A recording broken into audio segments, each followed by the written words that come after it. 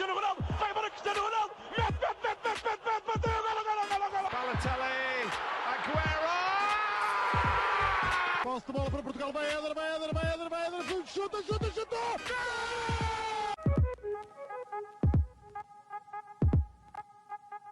Olá a todos, sejam muito bem-vindos a mais um episódio do podcast do Spanenka, do Projeto 78. Estou aqui hoje com os mais que habituais João Blanco e Miguel Rocha, com o objetivo de discutir em primeiro lugar os dois jogos da seleção para o apuramento para o Euro, e em que foram duas vitórias, digo já. Adiante também já o 11 do primeiro jogo contra o Liechtenstein, que é constituído por José Sá, Cancelo, António Silva e Totti Gomes, uma estreia, Bruno Fernandes, Ruben Neves, Bernardo Silva e João Félix, e depois na frente Ronaldo, Gonçalo Ramos e Jota. Portanto, posso começar por ti hoje, Blanco, para comentares um pouco do jogo e já agora do 11, o que é que achaste? Bem, olá a todos. Em primeiro lugar, bom saber que Totti Gomes já não anda só a girar pela Europa, não é?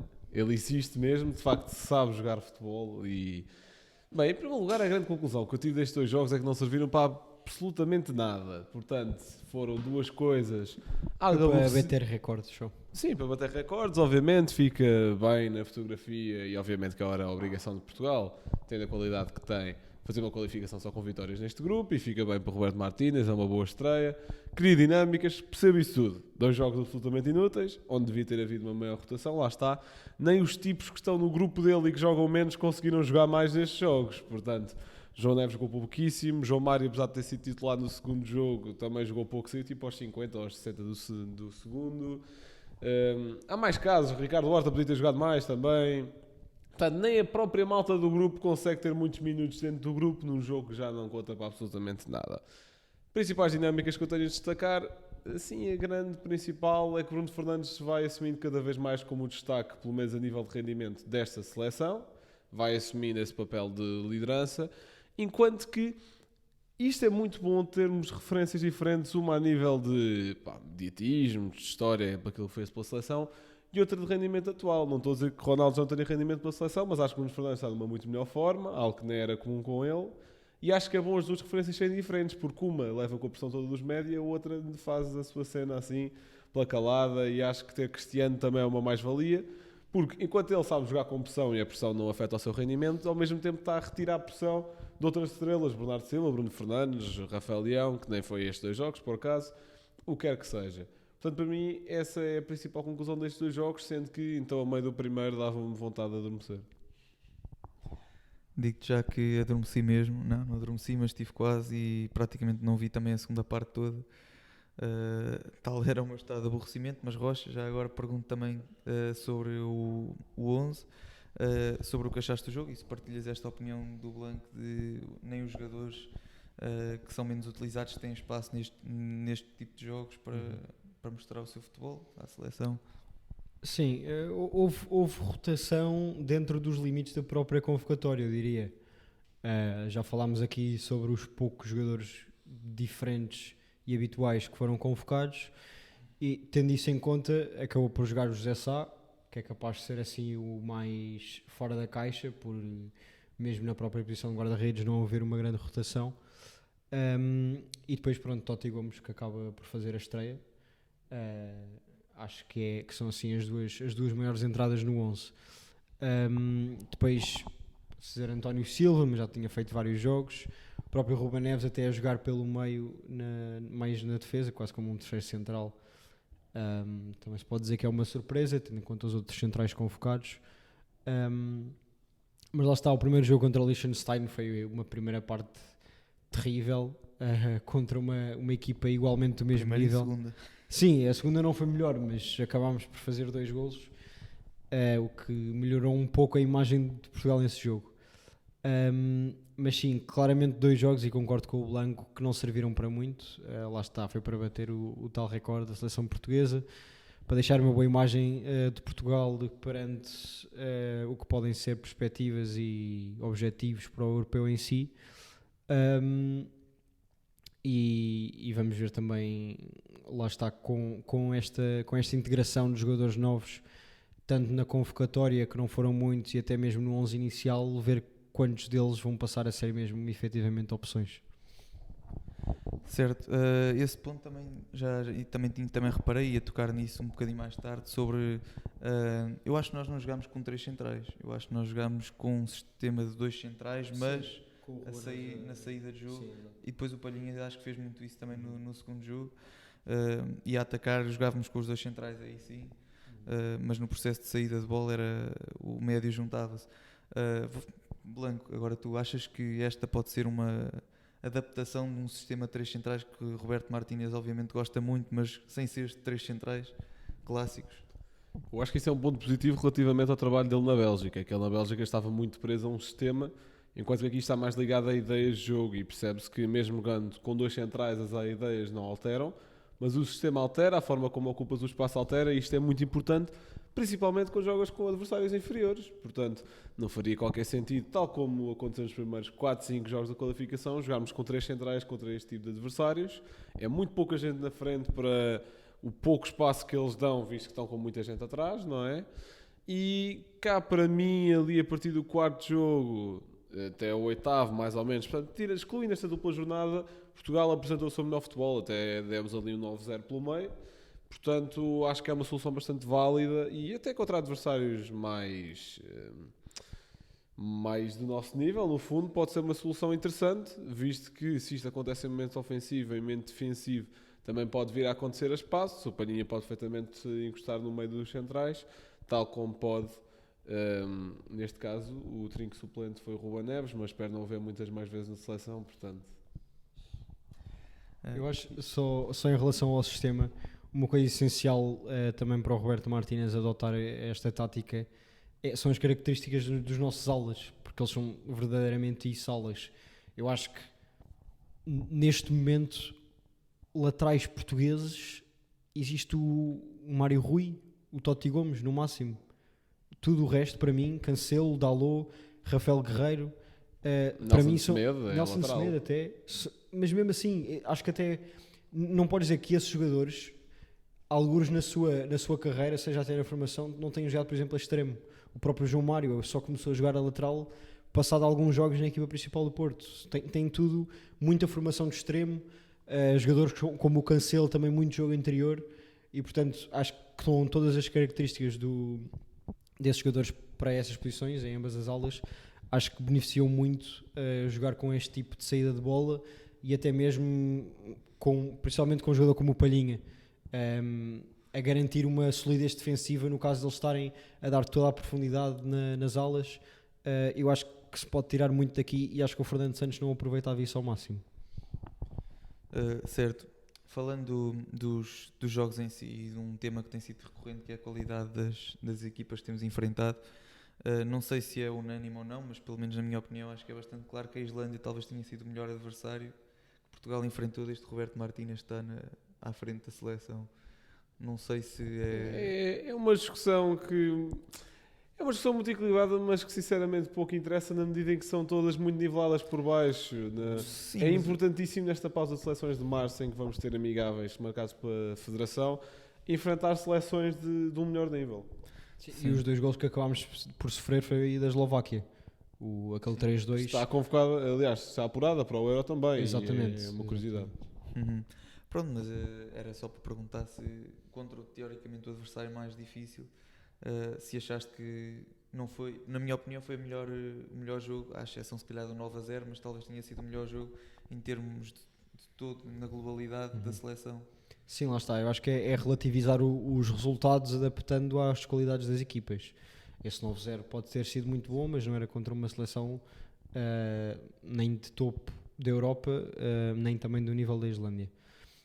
O jogo contra a Islândia gostei mais do que o do Liechtenstein. Também acredito que houve menos mudanças, até o Diogo Costa na baliza, o Otávio também a jogar de início, o Palhinha, Gonçalo Inácio. Portanto, acho que havia dinâmicas diferentes na frente. Gosto muito de ver todos ao mesmo tempo Otávio, Bruno Fernandes e Bernardo Silva. São 3 jogadores que eu acho que fazem uma diferença gigante na seleção. Lá está, há bocado nem toquei nesse ponto do Bruno Fernandes. É realmente astronómica a diferença do Bruno Fernandes de há 3 anos para cá na seleção. É brutal. Ele nem no Mundial 2018, nem no Euro 2020 jogava metade do que está a jogar agora pela seleção. Acho que não me é nada difícil dizer que está a ser o jogador em melhor forma na seleção.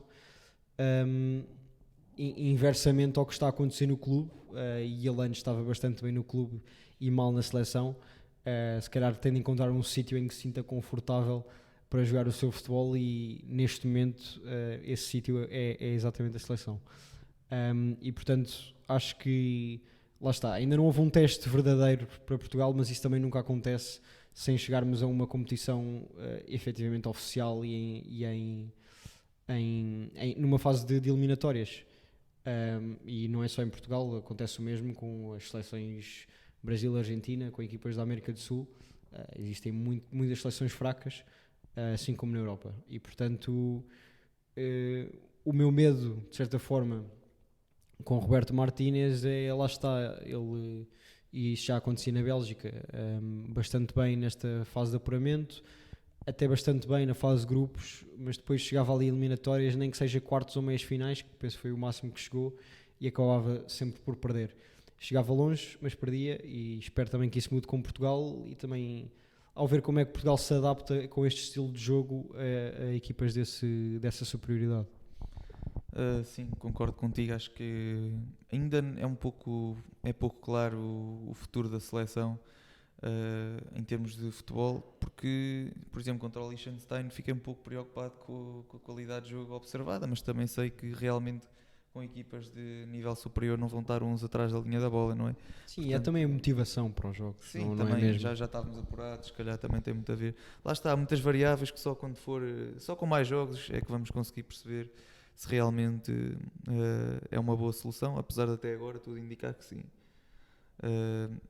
Blanco, queres passar para as nossas convocatórias? Podemos passar. Queres começar com a tua? Não vou dizer que eu não sei de cor, portanto. Não, eu digo, eu tenho aqui, se algum de vocês não tiver, também tenho aqui as vossas. Basicamente, o 00 tem aquele link muito engraçado para nós fazermos as nossas escolhas e desafiou os seus leitores para fazerem já uma convocatória muito, muito precoce para o Euro 2024. Portanto, ao dia de hoje, se a convocatória fosse hoje e se eu fosse selecionador nacional, em primeiro lugar ganhávamos aquilo, e em segundo eu convocaria José Sá, Diogo Costa, Rui Patrício, e este Rui Patrício, com muito pesar por não existir nenhum guarda-redes que consiga, que em mente de forma esteja melhor do que ele, e muito sinceramente porque também no link não havia a opção do Mateus, já vai isto colocar.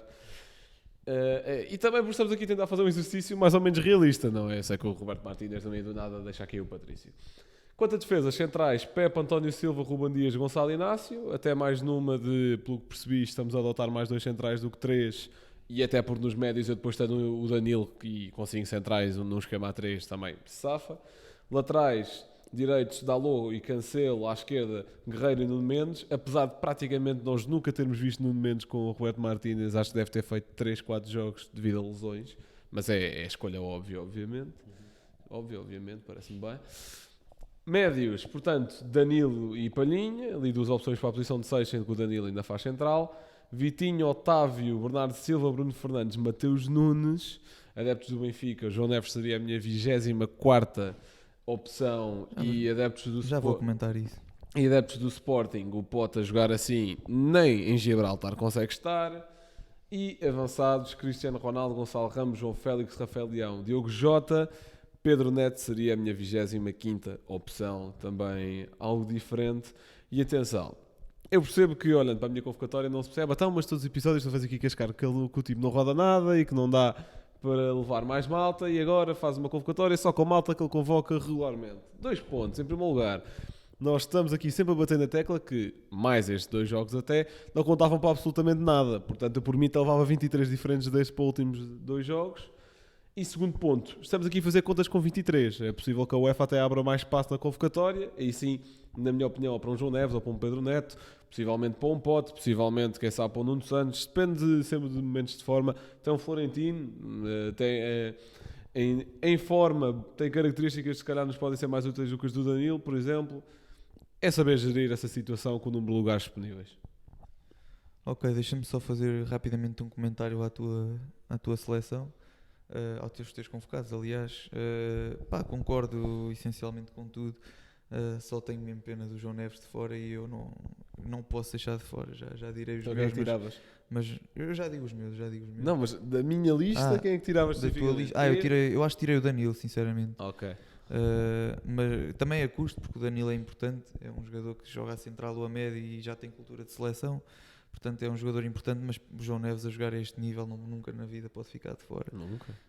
Rocha, os teus convocados também. Sim, também já vou tocar nesse ponto.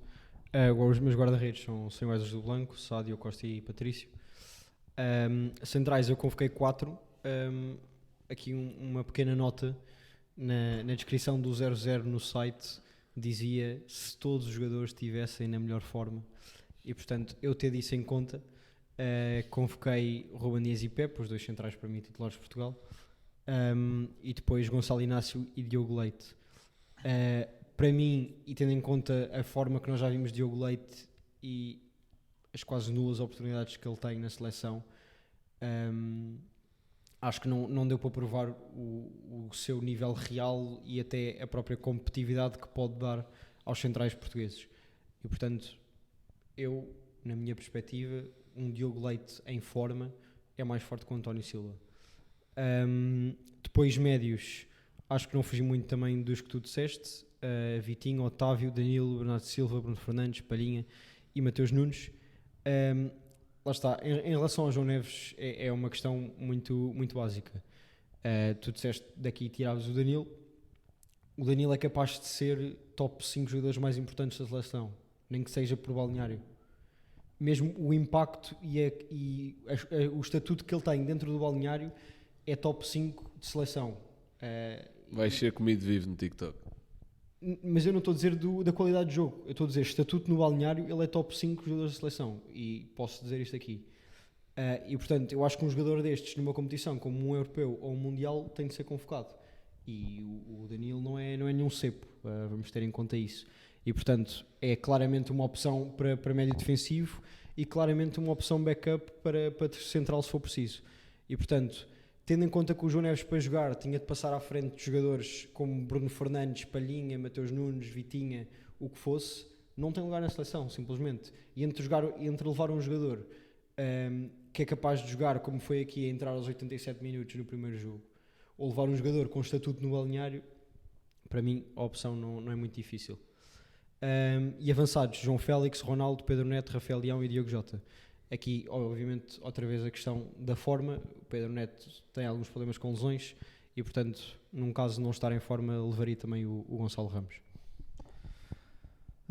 Pronto, olha, posso ter uma opinião um bocado polémica, mas sinceramente, se não queres tirar o Danilo, pronto, que eu consigo perceber, eu acho que neste momento até está acima do Vitinha, o João Neves, em termos de forma, e o Vitinha não tem o peso no balneário nem de perto nem de longe que tem o Danilo, acho eu. Isso é uma barbaridade. Isso é uma barbaridade. Acho eu. Tem? Vamos dizer que O tem? João Neves ainda há 3 Não, semanas eu não estou a falar com o estatuto. Benfica. O Vitinha podia ser o jogador com pior estatuto no balneário, que com qualidade é Não muito estou a dizer que ele superior. não tem qualidade. Pronto, mas eu estou a dizer que a qualidade é muito superior ao João Neves. E portanto, mesmo se o Vitinha não tivesse estatuto nenhum, como o João Neves também não tem, o Vitinha é 1000 vezes superior em termos de qualidade. Não esqueça que o Não João sei Neves se ainda há estou 3 assim tão semanas estava a convencido. jogar ala direito pelo Benfica. Não tem nada a ver com a sua qualidade, mas tem a ver com a gestão de carreira que se faz no jogador, independentemente dele querer ou não, não é? A gestão de carreira tem a E ver como com eu uma disse- convocatória para a seleção. Tem a ver com momentos de forma, com rotinas. Então, mas ele não está numa boa forma. Certo. E com rotinas com a posição. Também não tem um médio que sempre jogou a médio. Epá, calma. Desde E sempre. como eu disse Agora, aqui, e já para não falar da qualidade, como é óbvio. e para comparar com o Vitinha, um jogador que rebentou no Porto e está a jogar no PSG a titular praticamente todos os jogos, o João Neves para mim tem qualidade para ser titular no Benfica, mas não passa disso, não tem titular para ser num grande europeu, coisa Achas que o que não? Vitinha já demonstrou que tem. Achas que não? Vamos ver. Mais um aninho e vamos ver. Já agora deixa só dizer que o João Neves neste momento é o top 2 dos melhores jogadores de campeonato, a par do Gyökeres. Para mim é... O top 3 para mim é João Neves, Gyökeres e Diogo Costa, sem aqui nenhuma ordem específica, para mim é essa a ordem. Agora, Em termos de forma, sou capaz de concordar, em termos de Pronto. qualidade. há algum jogador do Benfica nesse top 3, Rocha, por exemplo? Estou a dizer, em termos Não, de qualidade, forma, no teu top 3 há em algum termos de jogador do qualidade, Benfica? não. Pronto. Era só isto que eu queria Pronto. saber. Pronto, está bem, vamos avançar porque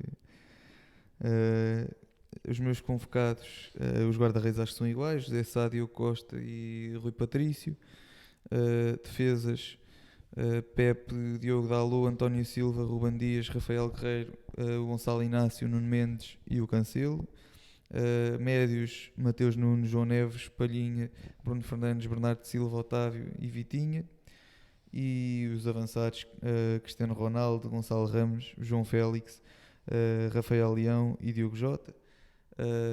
Pronto, mais uma vez estes convocados penso que são muito em função da forma, não é? Da possível forma, melhor forma, apesar de também termos atenção que alguns destes jogadores que se calhar mesmo num futuro já não vão atingir a mesma forma que tinham há E há uns várias anos. prováveis lesões. O Nuno Mendes, o Pedro Neto, até são, O próprio são Pepe também. O próprio Pepe, sim. Também está bastante sujeito a lesões. Pronto, não sei se vocês querem falar mais alguma coisa das convocatórias que nós habilmente construímos. Quero destacar que não há Totti Gomes. Ok, já é um destaque positivo. E à frente de Totti Gomes vejo o Mário. E à frente de Totti Gomes vem Diogo Leite e vem Estou a David dizer Carmo para as laterais. estou a dizer e para as Ivan laterais. Marcano naturalizado e até o S. Hugo adaptado. Ok. Vem o João Neves para a lateral direita. Completamente. Mas 100%. Completamente. Até o Florentino. Bem, vamos então avançar para um tema que tem estado bastante não vou dizer na moda, mas tem sido bastante falado no cotidiano do desporto e do futebol, que tem a ver com as lesões, que segundo dados que eu trouxe aqui, uma notícia da Bola, a Premier League teve 196 lesões desde que começou este ano, esta temporada da Premier League, portanto em 3 meses, já não me lembro exatamente do valor, mas acho que era cerca de 10 vezes mais lesões por jogador. Aliás, 10 vezes mais lesões do que nos últimos anos, era qualquer coisa assim. Não, 10 vezes, já não me lembro do valor, é melhor não estar aqui exatamente 15%. 15% em relação à média das últimas 4 edições da Premier League, há um aumento de 15% de lesões. Já para não falar que vi também dados que demonstravam que nos meses após o Campeonato do Mundo de 2022, portanto o ano passado, também houve um acréscimo de cerca de cada lesão, cerca de 10 dias a mais de recuperação do que era antes. Portanto são dados... Portanto, há mais e são mais longas. Há mais e são mais longas, basicamente. O que nos faz pensar sobre calendário, sobre a questão mundial, sobre várias questões. Posso começar por ti agora, Rocha. O que é que tu pensas disto? Que soluções é que poderíamos trazer? Sim, isto acaba por vir um pouco mais à baila após o Mundial do ano passado, que foi ali mesmo a meio da época, e que praticamente não dava férias aos jogadores para depois voltarem às competições, mas que já não é de agora. E mesmo vendo o exemplo este ano, uma época desportiva, ou melhor, os campeonatos nacionais começam em fim de agosto, nós vamos em novembro e, portanto, em mais ou menos 3 meses, houve 2 paragens para seleções, que é uma coisa houve absurda. 3 até, houve setembro, outubro e novembro. Houve 3? Houve 3. Até diriam que era só 2. Mas é uma coisa absurda. Isto, obviamente, isto primeiro que tudo prejudica os melhores jogadores. Porque obviamente que há muitos treinadores que dizem que com paragens para seleções dá para recuperar jogadores, e até se for preciso treinar rotinas com alguns jogadores que ainda não estejam bem integrados, mas depois faltam os que foram para as seleções, que no caso de nós os 3 acabam por ser os jogadores mais importantes para a equipa. O Pepe acabou por não ir porque se lesionou no último jogo, mas foi o Diogo Costa, lá está, a guarda-redes acaba por não ter tanto impacto. Mas um jogador como o Pepe, com 40 anos, ir para a seleção, quando já está a fazer jogos 2 por semana, muitas vezes, continuar com essa carga em cima, tendo em conta que no clube é feita uma certa gestão a pensar no resto da época e tendo em conta a condição física do jogador, e obviamente que ele trata-se bastante bem e tem corpo de menos de 35, não é essa a questão. Mas ainda assim, eu acho que as seleções não têm o mesmo cuidado que os clubes têm. E às vezes nem é possível, porque não têm todos os dados, não têm os dados do dia-a-dia, e não é possível fazer exatamente as mesmas rotinas que os jogadores fazem na seleção. ainda assim, obviamente que as seleções vão sempre convocar os melhores. E, portanto, a única solução é exatamente reduzir as datas FIFA e UEFA. Lá está, o Blanco estava agora a dizer que houve 3 paragens até este momento, nesta época desportiva.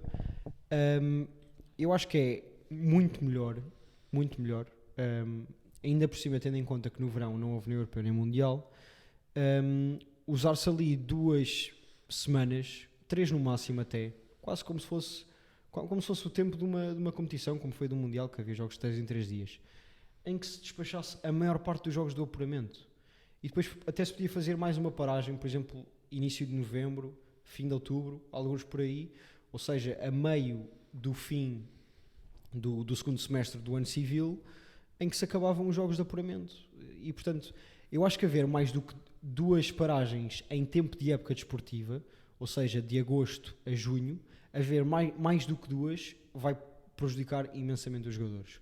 Havendo 2, se calhar esses resultados que o Gil acabou de falar iriam reduzir substancialmente.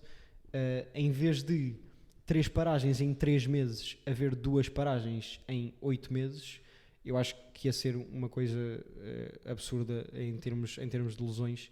O quão melhor os clubes iriam estar, e tendo em conta os jogadores disponíveis.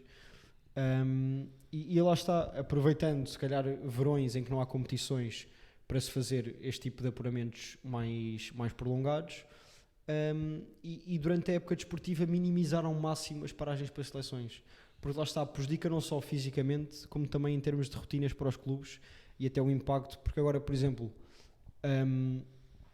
vão acabar as seleções, temos o jogo para a Taça de Portugal, temos Champions, jogadores que vieram, e há vários clubes que dispensam 3, 4, 5 jogadores para seleções, muitos deles do 11 inicial. Ter metade do 11 inicial numa semana antes de Champions, fora do clube, é uma coisa que não pode caber na cabeça de ninguém. E portanto a FIFA tem seriamente de pensar nisto. Obviamente que eles querem, infelizmente, ter o máximo de paragem para seleções possíveis, não percebem porquê, mas para o bem das lá está, para o bem das competições internas e para o bem dos jogadores em si, deviam reduzir ao máximo. Eu há bocado esqueci-me de dar um dado também que é bastante relevante, que é cerca de 55% das lesões que se verificam são musculares e normalmente na parte posterior da coxa, o que demonstra desde já que é inerente ao cansaço extremo, pronto, e à exaustão. Portanto, para além de, é muito importante o que tu referiste, que é está comprovado por vários estudos que várias viagens de várias horas e depois estar a jogar no dia a seguir, mesmo em termos de recuperação para os músculos, claro, faz muita diferença. Blanco, também a tua opinião sobre isto? Eu acho que isto é preciso tocar em vários temas, sendo um deles a paragem de seleções, e concordo muito com a alternativa que o Rocha deu. Acho que faria muito mais sentido concentrar os jogos de qualificação, nem só pela questão das lesões, até porque espírito de grupo cria-se muito mais, dinâmicas criam-se muito mais, e até porque existe um maior espaço para rotatividade. E atenção, eu vou dar aqui um dado que também já dei no Twitter do 78, que são quem ficou lesionado nesta paragem para seleções: Vinícius Júnior, Haaland, que foi a lesão QB, porque agora já está top para ir contra o Liverpool já esta semana, Camavinga, Rashford, Onana, Bastoni, Ter Stegen, Miretti, Oyarzabal, Zaire Emery e Gavi. Portanto, vamos dizer que 80-85% destes jogadores são absolutamente fundamentais para as suas seleções, e grande parte destas seleções, mais as europeias, é verdade, estão a jogar jogos que já não servem para ninguém. As sul-americanas de facto estão ali ainda, qualificação para o Mundial, já, e são jogos que contam ainda. As europeias, estas já tinham praticamente todos o apuramento fechado. Qual é que é a necessidade de uma França jogar com o Camavinga, do Oyarzabal e do Gavi jogarem pela Espanha, do Ter Stegen jogar pela Alemanha, do Bastoni jogar pela Itália, do Rashford jogar por Inglaterra? Isto também tem muito peso da rotatividade e da gestão que os treinadores fazem. Isto também toca em Portugal, mas por acaso em Portugal ninguém se lesionou durante a seleção, porque lesionaram-se malta que foi convocada, 3 até: Rafael Leão, Pepe e Nelson Semedo. Portanto, isto tem muito que ver com a rotatividade que os selecionadores fazem dos jogadores, que sabem que se esfolam de 3 em 3 dias pelo clube, jogadores de alto rendimento, e que vão à seleção jogar em jogos da treta que não contam para absolutamente nada. Mais tópicos. Para além disto, nós não podemos culpar só as seleções, também a própria FIFA. Nós vamos ter um Mundial com 32 equipas, um Mundial de clubes, mais 2, 3 anos, por acaso não tenho certeza quando é que começa. Mas vamos ter um Mundial desses muito em breve. Isto tudo para continuar a encher os bolsos de quem quer.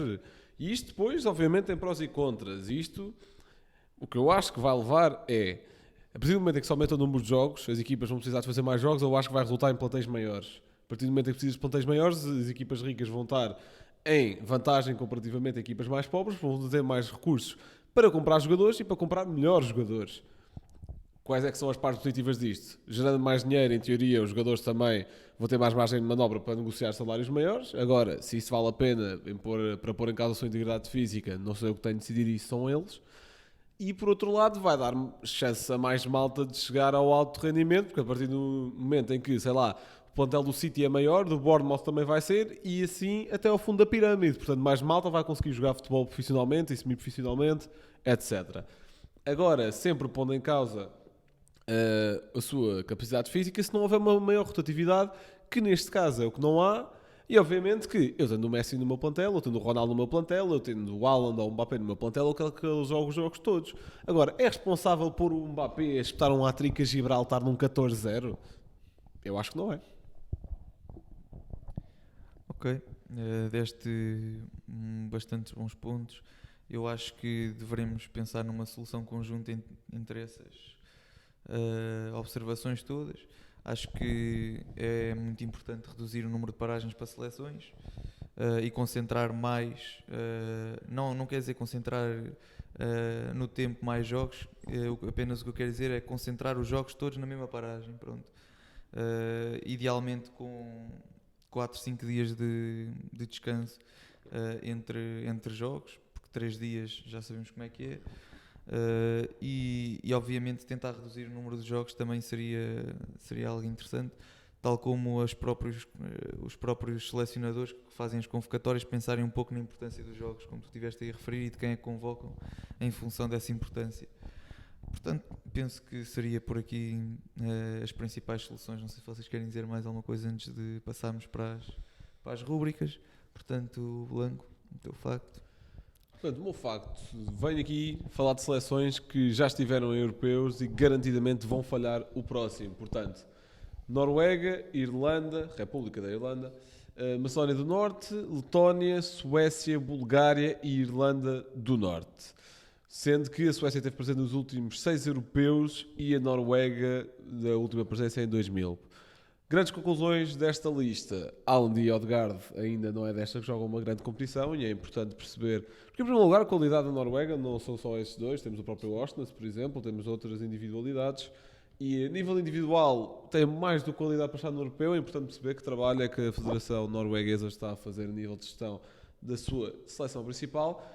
E na Suécia, apesar de ter menor qualidade individual, comparamos o plantel da Suécia atualmente com o plantel que foi, por exemplo, o Mundial 2018, onde fizeram um quarto de final, também, apesar de ter menos, também é preciso perceber o que é que acontece. A Suécia, por acaso agora não tenho aqui o dado contra quem foi, mas tem um empate completamente ridículo nesta dupla jornada, uma coisa que não se percebe.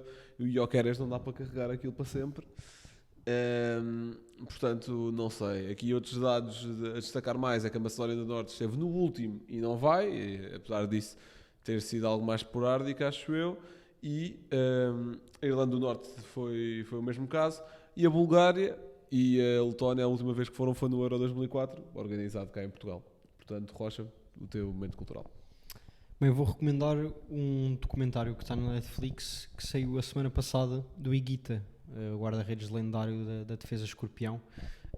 É um documentário que retrata a carreira do Higuita desde os tempos da formação, todas as dificuldades também acabou por passar na Colômbia e pronto, também o auge da sua carreira, que acaba por ser também bastante conhecido por essa defesa.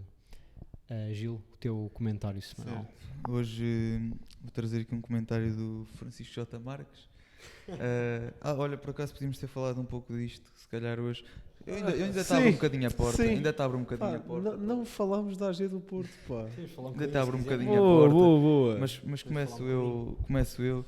Isto é a benfiquização do Futebol Clube do Porto. O que é que ele quererá dizer com isto? Será que é o tornar-se grandes na Europa, tornar-se Da os Europa? melhores de É Portugal? pá, ó Gil, podias ter Será ficado que pelo é- Nacional, na será Europa que não é- tem. Será que é essa benfiquização que ele se quer referir? Não O Porto sei. tem para aí 7 títulos Bem, europeus. Eu Enfim, sei se queres entrar por aí. não vou pegar nessa parte, pronto, o Gil entrou-se um pouco, vamos ignorar. Mas, não, isso claramente queria referir-se às confusões que já houve em Assembleia Geral do Benfica, também na altura do Luís Filipe Vieira, na época de transição. Mas sobre a Assembleia Geral do Porto, e vou ter aqui cuidado na escolha de palavras, também para não ser mal interpretado. E para o Sr. Fernando Madureira não ir atrás de ti. O Porto claramente que enfrenta um período de transição, provocado pelos muitos anos que o Pinto da Costa já leva à frente do clube, e claramente desde as últimas eleições com uma perspectiva mais real de abandonar a presidência do Porto. Sempre sob as pretensões do Vilas Boas em ser presidente do Porto. Passou-se a saber também de um certo encarreiramento do Vítor Bahia a partir do momento em que passa a ser vice-presidente do Pinto da Costa, em ser o natural sucessor do mesmo.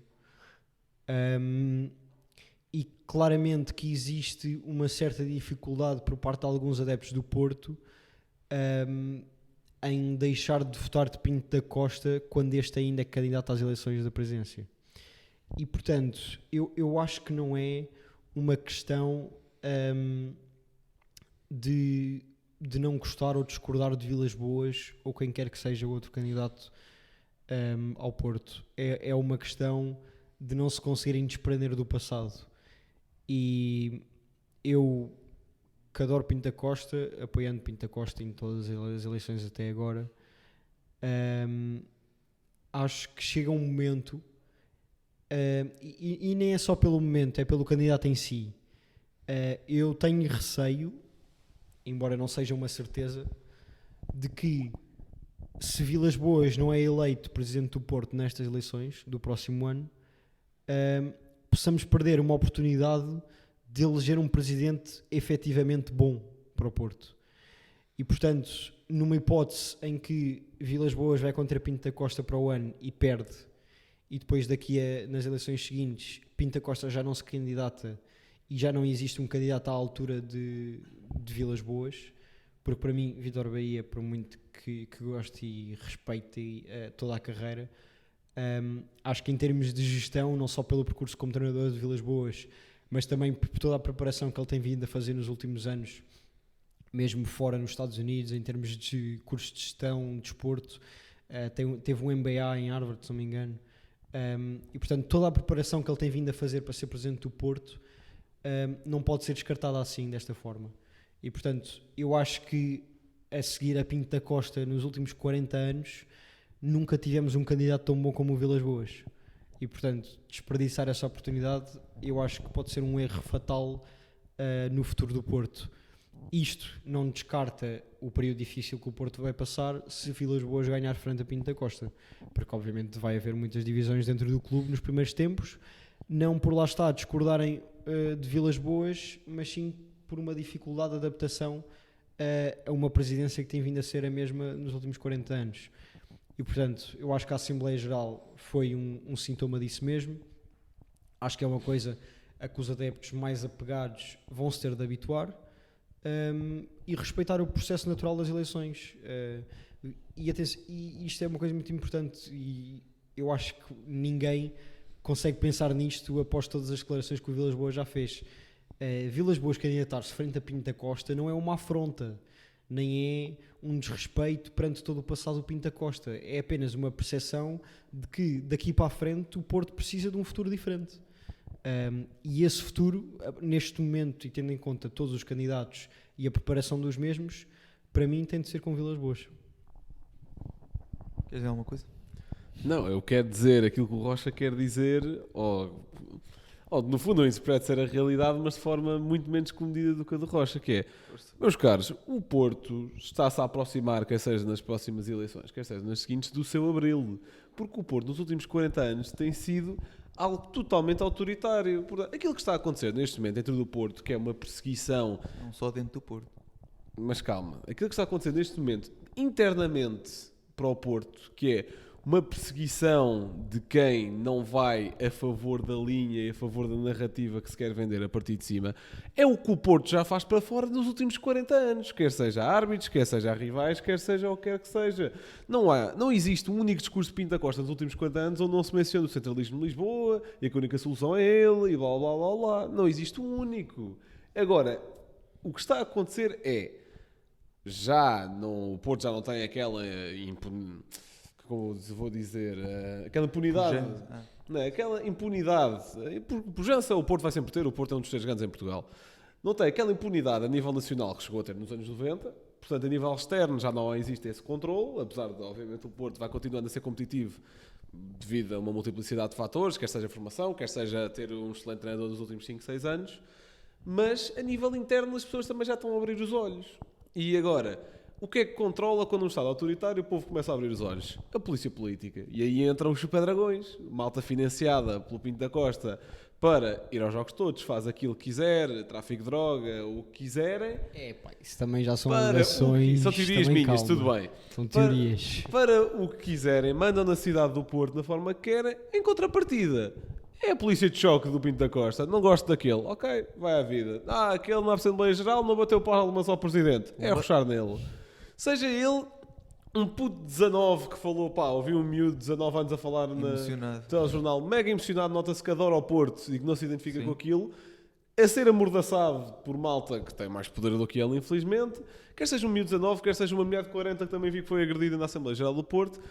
E como é que isto tudo se resolve?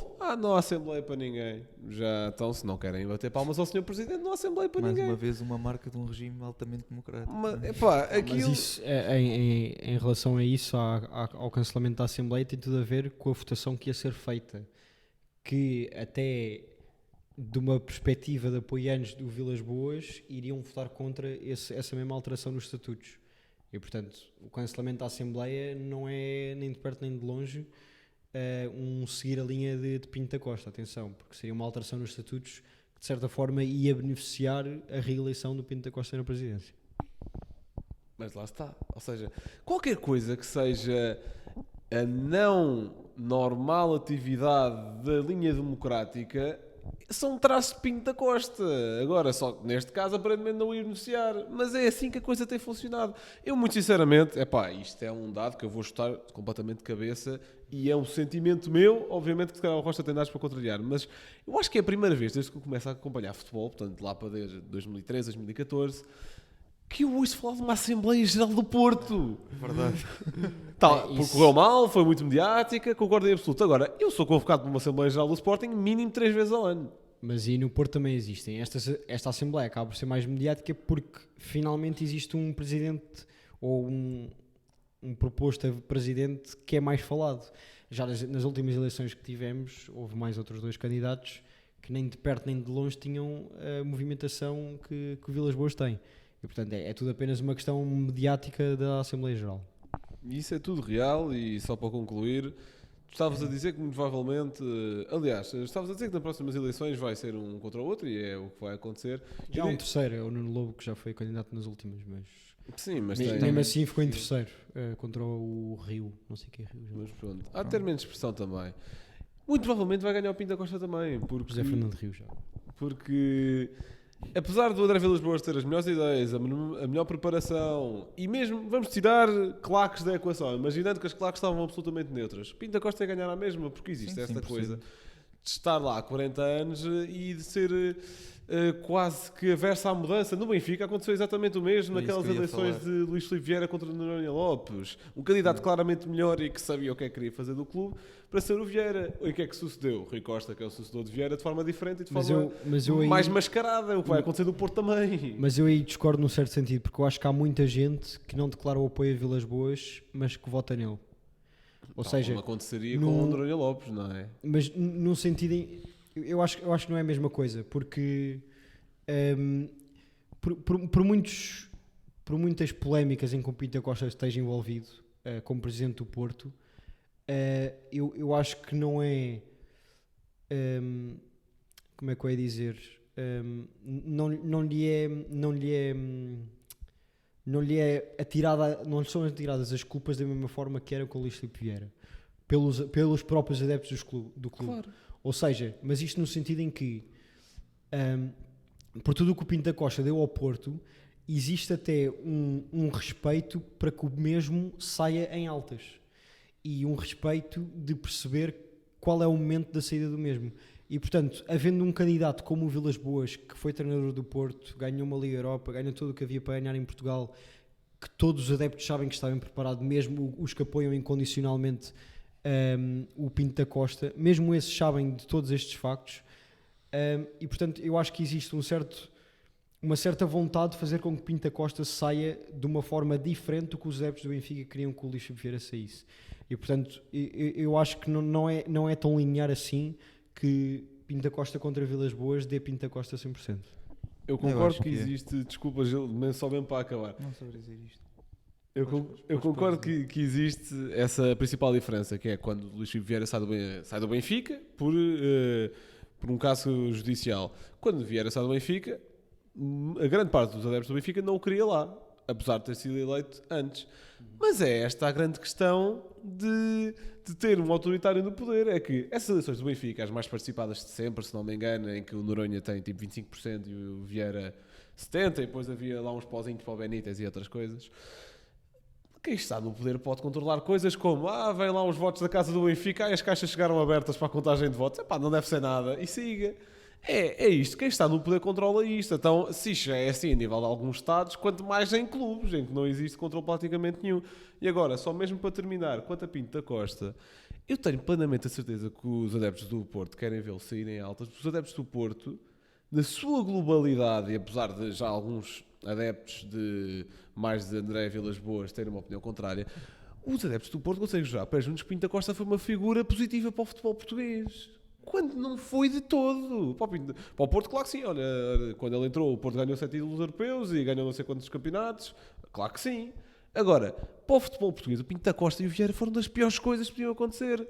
Mestres em corrupção, mestres em coagir a justiça desportiva, mestres em conseguir fazer com que o futebol se interligasse judicialmente a casos de corrupção que nada tem a ver com o futebol. Duas figuras do mais croque que existiu. E pronto, e vão sair em altas. Vieira não, porque colou-me um pouco na lama. Pinto da Costa há de sair em altas. Muito bem, vamos então terminar mais um episódio. Não queres dizer nada? Okay. Não, já disse tudo. Espero que tenham gostado. Um abraço e até para a semana.